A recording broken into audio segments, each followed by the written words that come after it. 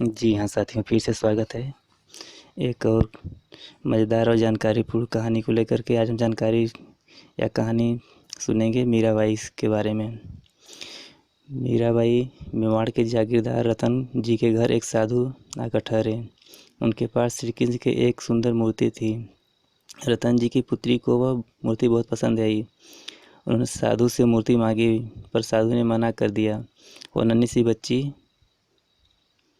मूर्ति पाने के लिए हट कर बैठी और खाना पीना छोड़ दिया। रात को साधु जी को स्वप्न दिखा कि वह मूर्ति बालिका को दे दो।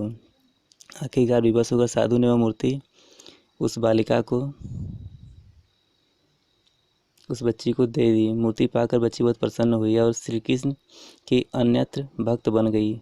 बड़ी होकर ही बच्ची श्री कृष्ण की श्रेष्ठ उपासिका मीरा के रूप में प्रसिद्ध हुई। मीरा का जन्म 1498 ईस्वी में राजस्थान में हुआ था। मीराबाई मेवाड़ के रतन सिंह राठौर की एकमात्र कन्या थी। बचपन में ही मीराबाई की माता की मृत्यु हो गई, अतः मीरा का पालन पोषण उनके दादा राव दूधा जी ने किया। राजदूधा जी वैष्णव भक्त थे। उनका अधिकांश समय भगवान की उपासना में बीतता था। मीरा पर अपने दादा के विचारों और क्रियाओं का प्रभाव पड़ा और वहीं यहीं से उनकी भक्ति भावना जागृत हुई। मीराबाई का विवाह चित्तौड़ के राणा सांगा के जेठ पुत्र महाराज कुंवर भोजराज से हुआ। दोनों सुखी जीवन बिताने लगे। वे सदा पति की सेवा में लगी रहती थी। विवाह के बाद भी उसकी उपासना में कमी नहीं हुई। मीरा की भक्ति से इसके पति भी प्रसन्न रहते थे। दुर्भाग्यवश विवाह के केवल 10 वर्ष बाद ही इनके पति का स्वर्गवास हो गया। इससे मीराबाई के जीवन में बड़ा परिवर्तन आया। पति की मृत्यु के बाद वे श्री कृष्ण की पूजा और आराधना में और भी लीन रहने लगी। इनकी भक्ति की चर्चा सुनकर दूर दूर से साधु संत इनके दर्शन के लिए आने लगे। भजन गाते हुए भी कभी ये भक्ति के भाव विह्वल होकर नाचने लगती। संतों की मंडली भी इनके साथ भक्ति भाव में डूबकर नाचने लगती। मीराबाई के ससुराल वालों को यह बात पसंद नहीं थी। उनके पति के छोटे भाई राणा विक्रम ने मीराबाई को तरह तरह से कष्ट देना प्रारंभ कर दिया, परंतु परिवार द्वारा जितना भी अधिक विरोध किया गया, मीराबाई का श्री कृष्ण के प्रति लगाव उतना ही बढ़ता गया।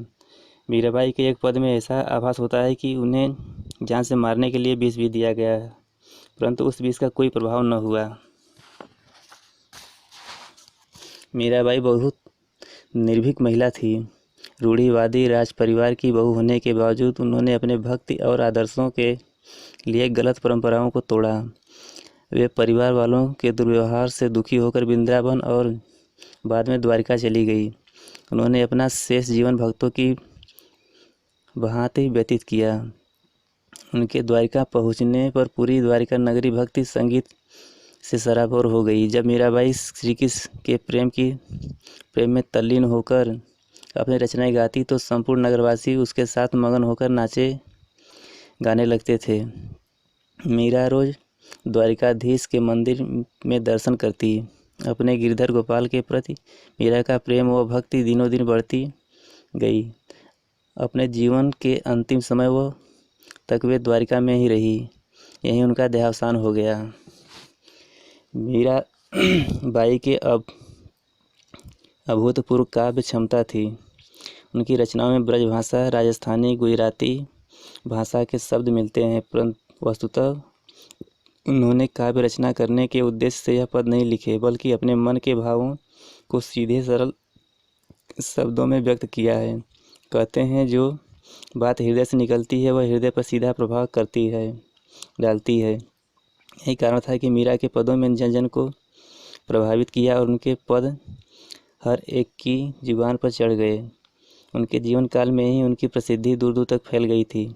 मीराबाई ने उस समय के किसी संप्रदाय से संबंध नहीं रखा, बल्कि अपने निजी साधना को ही प्रधानता दी। मीरा की उपासना माधुर्य भाव की थी। उनका बहुत प्रसिद्ध पद है, मेरे तो गिरधर गोपाल दूसरा न कोई, जाके सिर मोर मुकुट मेरो पति सोई।